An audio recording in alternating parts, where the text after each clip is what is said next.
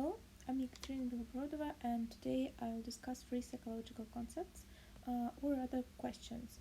Uh, so, I'm addressing free will prompt first, contrast principle second, and objectivity third, as I said. So, free will. The idea of free will. Free will in philosophy and science repose power of capacity of humans to make decisions or perform actions independently of any prior event or state of the universe. Free will is the idea that we are able to have some choice in how we act and assumes that we are free to choose our behavior. In other words, we are self-determined. For example, people can take a free choice as to whether to commit a crime or not, unless it's a child or that person has some illnesses. It's an idea that people have a choice in what they do and that their actions have not been decided in advance by God or any other power. Um, Before answering the question how monism and free will are connected, I will introduce the concepts of monism and dualism that are usually discussed together. So, dualism teaches that mind and body are two really distinct principles, while in monism, people believe that both mental and physical parts are merely different manifestations. Monism is a very broad term applicable to any doctrine which maintains either that there is ultimately only one thing, or only one kind of thing. It has also been used of view that there is only one set of true beliefs. In this sense, it is opposed to the equally broad term pluralism.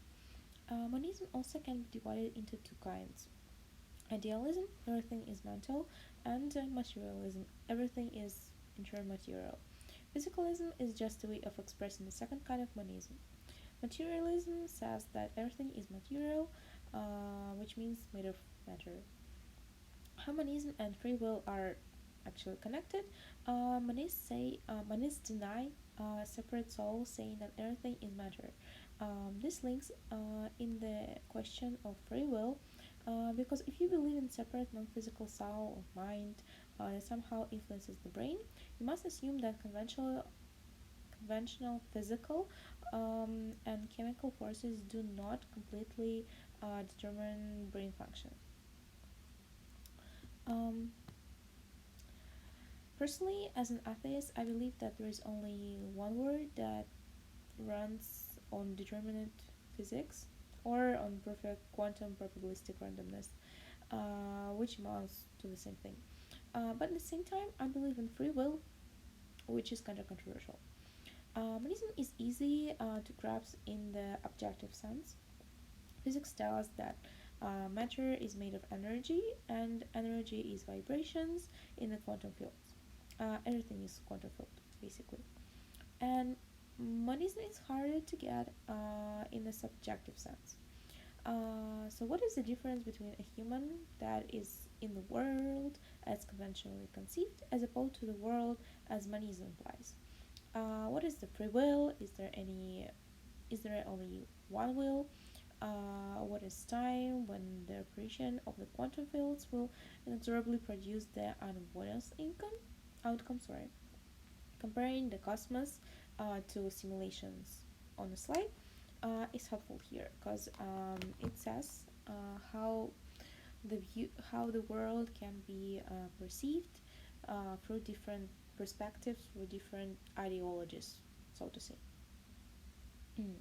So free will, in turn, is kind of a religious concept. It is a concept that derived from religious determinism, dualism. Atheism is a monism, a philosophy of one world that reduces to atoms and void. And if an atheist believes that the universe goes on mechanistic laws, then the same atheist might logically think of free will as ultimately an illusion. Well, it's not always the way it works. If the universe is physics and chemistry and there is no second spiritual world, Then what is going on at the level of human free will, not primarily or determinative of anything that is happening in the universe. So some atheists face monistic determinism or that quantum randomness I told before, and here comes cognitive dissonance. Basically, such people believe that that people will do something that they want just because they want it, and they expect Unreal to do something and still be responsible for that.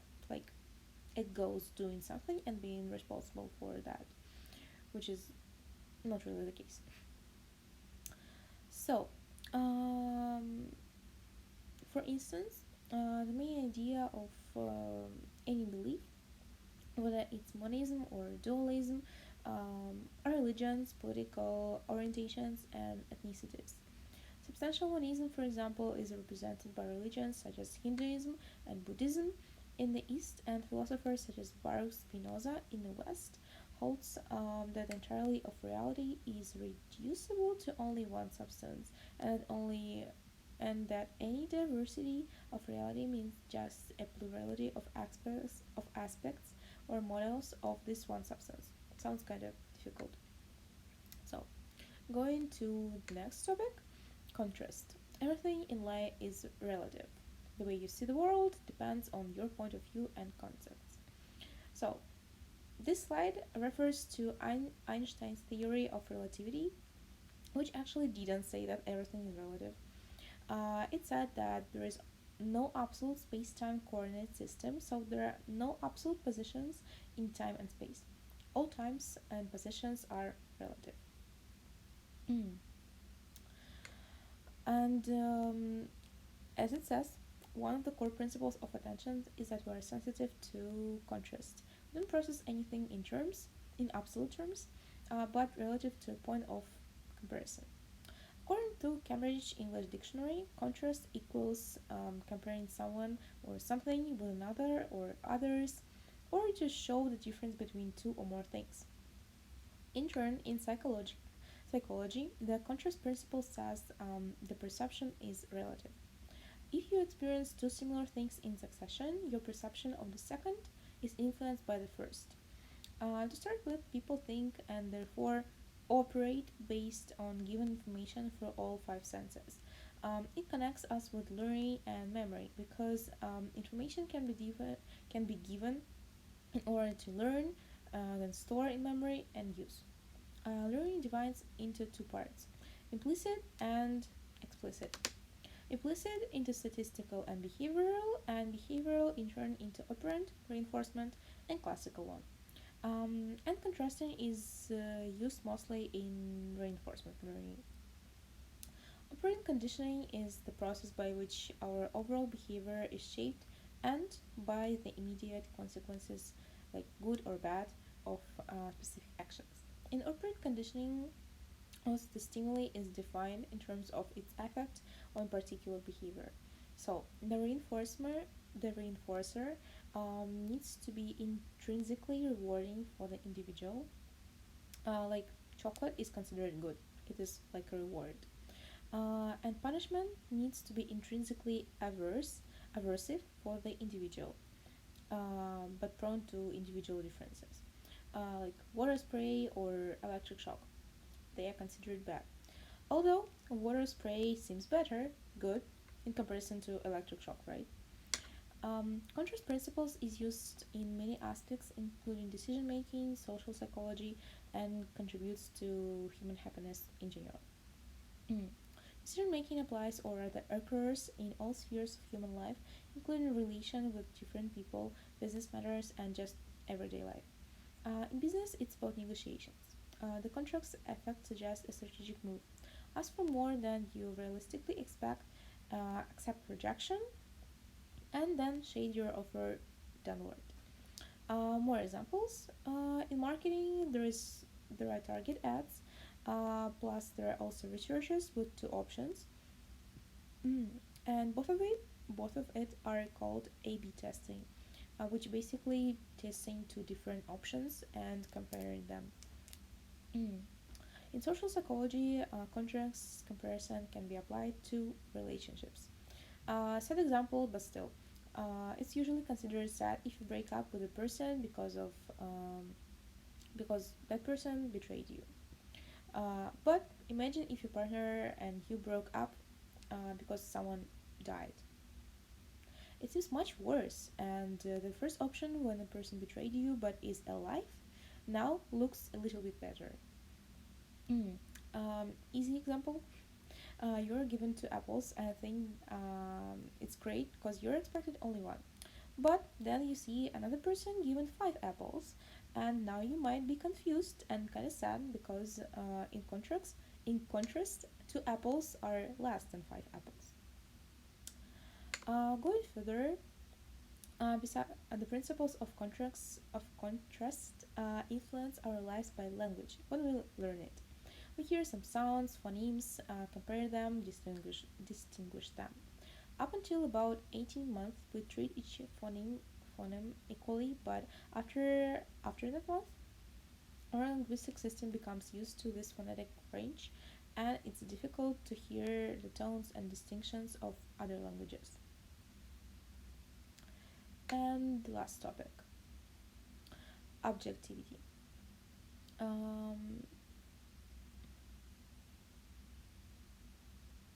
from a perceptual perspective, do humans experience the external world objectively? An easy answer is yes, but actually it's not that one-sided.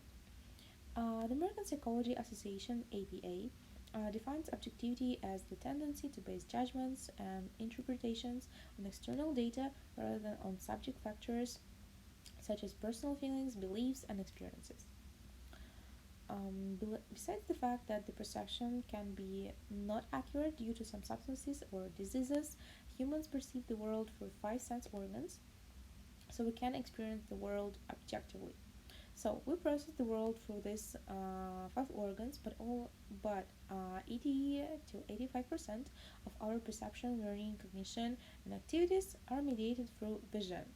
The ultimate purpose of the visual process is to arrive at the appropriate motor and or cognitive response. Physiologically, visual perception happens when the eye focuses light on the retina here. Within the retina, there is a layer of photoreceptor cells which are designed to change light into a series of electrochemical signals to be transmitted to the brain. Visual perception occurs in the brain's cerebral cortex. The electrochemical signals get there by traveling through the optic nerve and thalamus. The process can take a mere 30 milliseconds, according to 2017 study at MIT.